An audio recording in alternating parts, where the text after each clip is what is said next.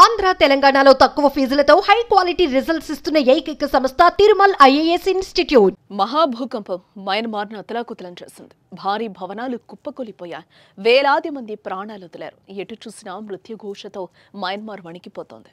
మృత్యువు బంధువుల ఆర్తనాదాలు ఓవైపు, సర్వం కోల్పోయి రోడ్డున పట్ట బతుకులు మరోవైపు, శిథిలాల కింద చిక్కుకొని చనిపోయిన వారి ఆత్మఘోష ఇంకోవైపు, కంప కొడుతున్న శవాల దిబ్బల దుర్గంధం ఒక్కటా రెండా? మయన్మార్లో ఎటు చూసినా కన్నీటి సంద్రమే. అలాంటి భయంకర పరిస్థితుల్లో శిథిలాల కింద చిక్కుకున్న కొందరు మాత్రం మృత్యుంజయల్లా బయటకొచ్చారు.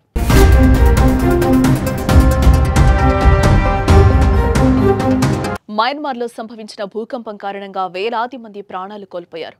భవన శిథిలాల కింద చిక్కుకున్న వారిని రక్షించేందుకు రెస్క్యూ సిబ్బంది తీవ్రంగా శ్రమిస్తున్నారు. అయితే భూకంపం సంభవించి 5 రోజులు కావడంతో శిథిలాల కింద చిక్కుకున్న వారు ప్రాణాలతో ఉండే అవకాశం లేదని నిపుణులు భావిస్తున్న నేపథ్యంలో కొన్ని చోట్ల అద్భుత దృశ్యాలు చోటు చేసుకుంటున్నాయి.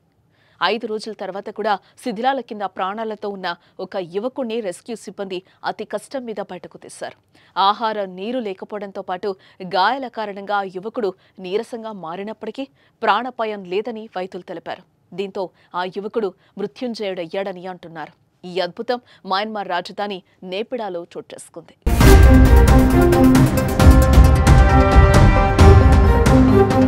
మరోచోట ఓ వృద్ధ మహిళ తన ఇద్దరు మనవరాళ్లతో శిథిలాల కింద చిక్కుకుంది. తమను రక్షించాలంటూ కేకలు వేసినా వారి మాటలు ఎవరికీ వినిపించకపోవడంతో వారు చిక్కుకున్న శిథిలాలపై ఓ కత్తి సాయంతో కొట్టసాగారు. అలా వారిని గుర్తించిన రెస్క్యూ టీం శిథిలాలను తొలగించి వారిని కాపాడారు.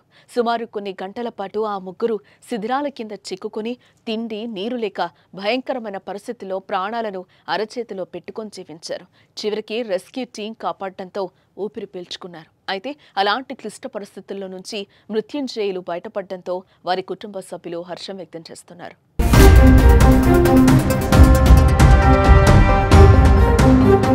ఇదిలా ఉంటే భూకంపం కారణంగా మయన్మార్లో ఇప్పటి వరకు 2719 మంది మరణించారని, సుమారు 5000 మంది గాయపడినట్లుగా అధికారులు వెల్లడించారు. ఇంకా 441 మంది ఆచూకీ తెలియాల్సి ఉంది. ఇక మరోపక్క తప్పిపోయిన వారి ఆచూకీ కోసం రెస్క్యూ టీమ్స్ గాలింపు చర్యలు చేస్తున్నాయి. శిథిలాలను తొలగిస్తున్నా అందులో సజీవంగా ఉన్న కొందరిని రక్షిస్తున్నారు. మరికొందరు ఆ శిథిలాల కిందనే సమాధిగా మిగిలారు. ప్రస్తుతం మయన్మార్లో ఎటు చూసినా కన్నీటి దృశ్యాలే కనిపిస్తున్నాయి.